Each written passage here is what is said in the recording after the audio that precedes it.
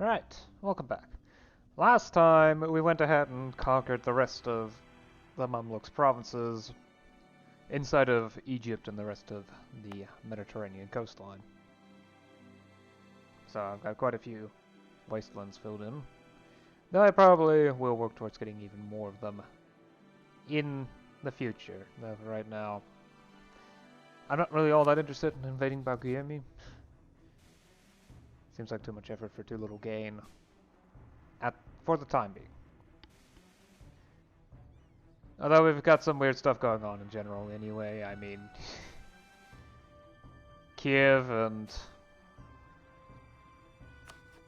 Manchuria are both trying to colonize as much of Siberia as they can. Although... Manchuria is losing to Korea in multiple wars. Yeah.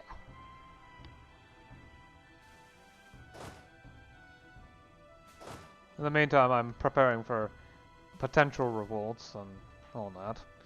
And so there's some other interesting stuff that I didn't actually notice last time, such as Austria and Denmark, or this one little province that Brittany owns in Scandinavia. Okay, 2 provinces.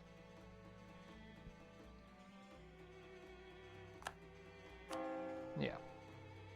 I'm currently working towards getting noble power down as far as possible, which... Well, apparently it seems we've hit the resting point, without demoted greater nobility being active. So I'm probably going to have to activate it again. Yeah. If I want to get it down low enough so that I can do rural governance reform to gentry. Right, I'll just go ahead and pick whichever province is most efficient to convert. Seems to be Cayeta. Okay. Right.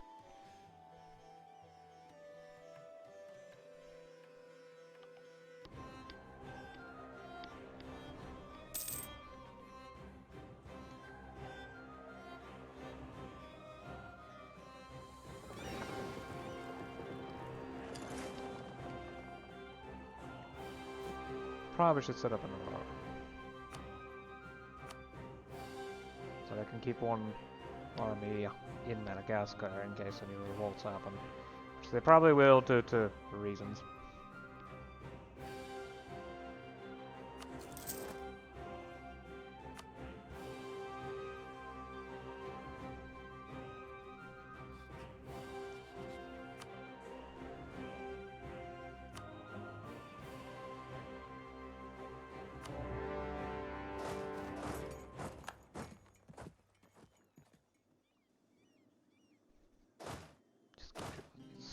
An issue that you need to handle. I'm not sure if they even have ships. If they do, it's not going to be any level of threat for multiple reasons.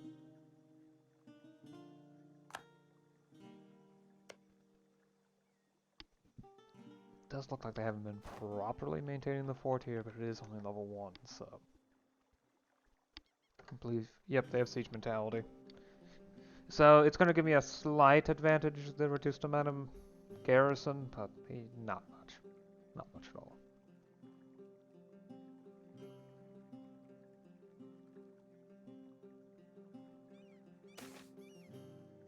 Keep it light.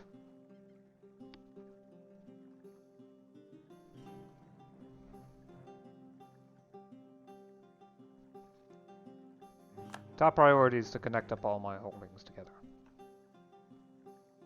I am not ending the war without that. Personal preference would be to conquer the entire coastline. If I could somehow manage it, it would be great to get everything, the entire island. Because it means I won't have to deal with it anymore. Send my expeditions doing something else. To do something else. So.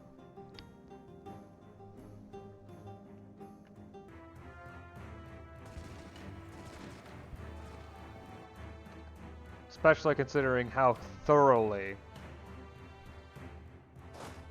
I outgun them. technologically. They're on Miltech 41, I'm on 50. So, plus size and quality of troops, etc. I guess I can ask for a bit of gold off of them, but it's not really a big deal. Especially since I can only ask for so much. There. The island is now Roman. Roman Madagascar. It's going to cost several points, and I'm going to need to add everything. Unless it's done automatically. Ah, okay, yeah. It's automatically added. Excellent.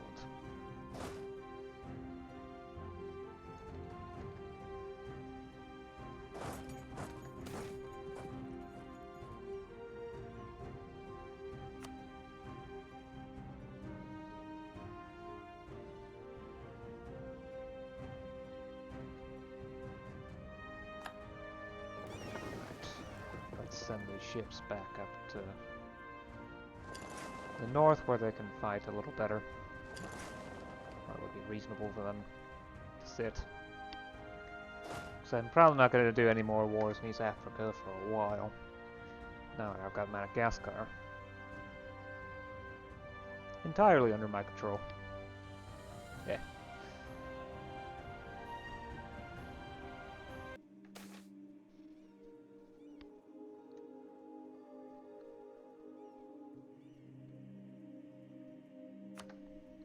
Right.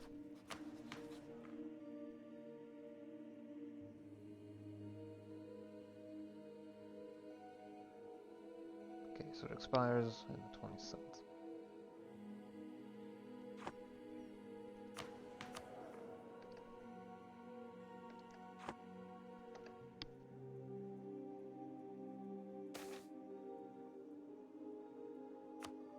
That's in Japan. I don't really care. Right, okay, so a new state. Oh, just State Tripolitania, State Gore, as well as DR Moda. That state.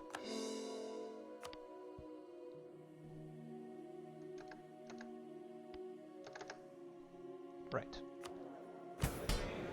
Time to finally do some... Ooh, okay.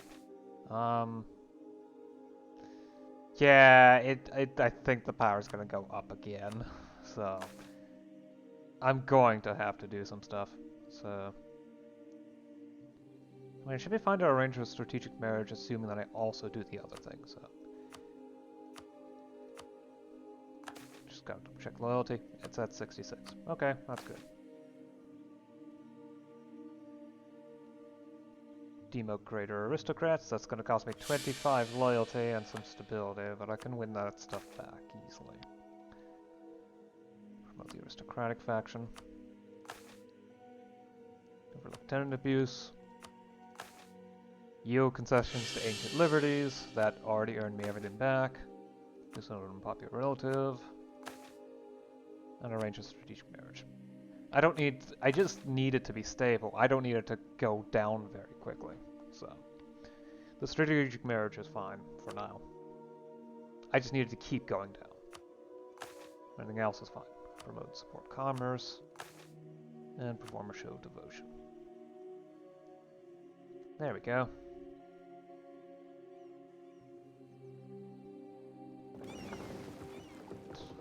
And you're fully repaired. Excellent.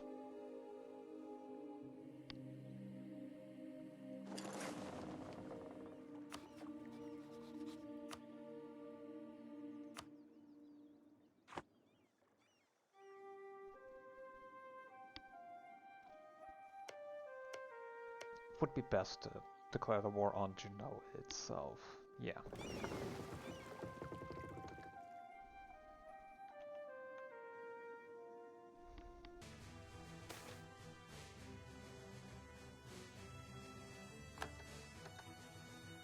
Yeah, it's a good point to stop. So, I've done a few things. The nobles are now finally weak enough for me to shift towards gentry, though this will take time, because I'd rather set it up so that I don't have to spend an increased quantity of points in order to obtain tech. My admin points, my diplo points are pretty valuable, so I'd rather not spend them unless absolutely necessary. So, saving as many of them as possible is very important. Mill points I don't really care about, since I've already grabbed tech. Yeah. And I'm going to be spending a lot of them soon enough. After all, the next idea group I'm going to make military. And I'll go with professional army ideas. And that will allow me to continue to, improve army organization. As well as recruitment. If I choose to do the latter, but I don't really need more manpower. I also went ahead and realized the diplomatic situation of Madagascar is very isolated. In other words, everyone was allied with each other, or subjugated to someone, but with no one else, but not with anyone anywhere else. So I could conquer the entire island in one fell swoop. So why not? What's even better is that so far I have not had any issues whatsoever, because apparently it belongs to a trade company, gives minus 25 unrest. So should that continue, I can move these troops away and all that. I did pick up another army, just in case. But so far, no issues. I've also declared war on Spain, now that I have global trade, so I no longer have any particularly important reason not to go to war with them.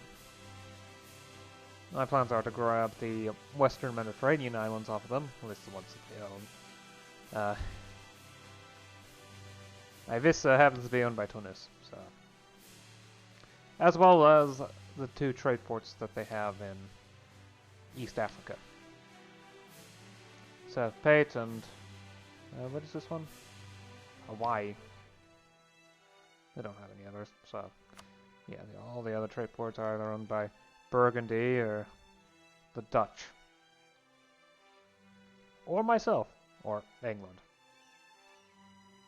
I'm sure this one is particularly annoying to Lundu. Yeah. Of course, getting all these provinces will take a bit of time because they're still relatively enthusiastic because I haven't seen their military yet, so no opportunity for wars, for battles.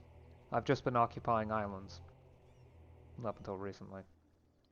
The only battles that have occurred were naval battles, which I have won, though not particularly decisively, because I've actually managed to lose ships in the process. So I still need to be careful. They're strong enough to contest me. To win? No. But definitely strong enough to contest. So that's going to require a bit of caution to deal with.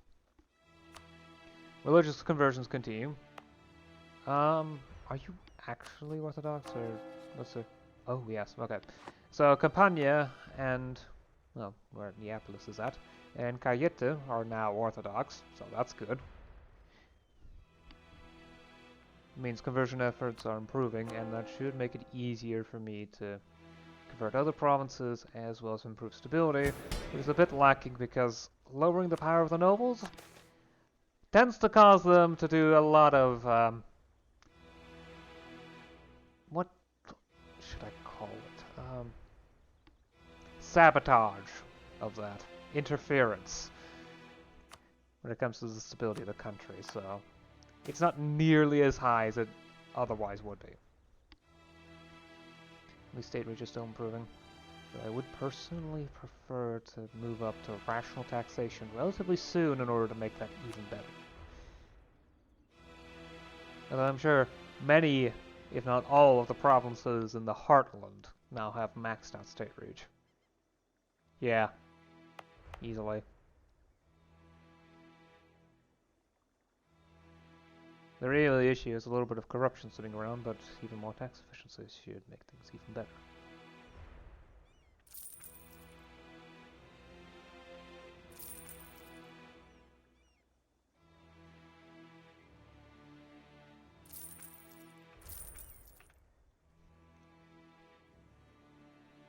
That's pretty much about it, though. I'm just about ready to move to gentry. And should I... Well, no. Doing those two reforms at the same time, gentry and free peasantry at the same time would... It would drop loyalty to 0. There's no way around it. Not without a bunch of concessions in between. This would be perfectly fine to do at the same time, but we would cause stability issues to worsen further.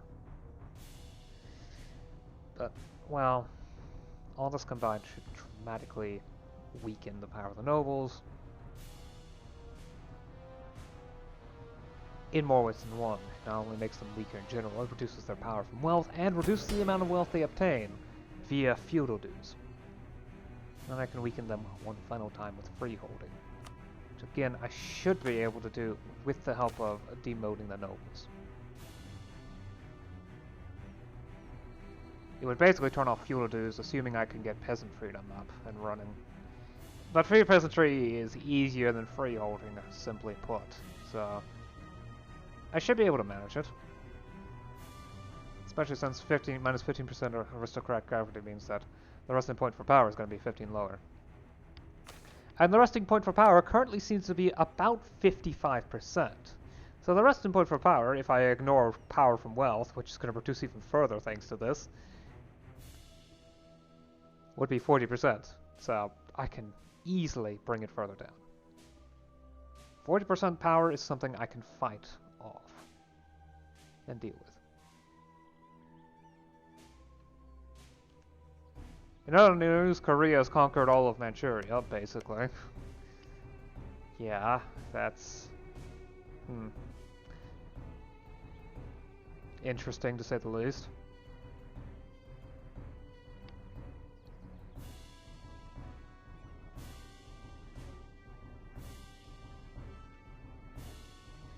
Oh, and Austria is trying to invade Bavaria. Austrian-Bavarian Nationalist War, yep. They're using the nationalism casus belli, aren't they?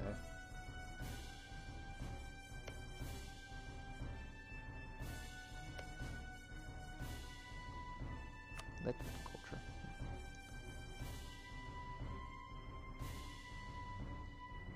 Oh well, yeah, I've gone on long enough. My merchant count is being annoyingly variable too. There, that's pretty much everything. I'll see you again next time. Until then.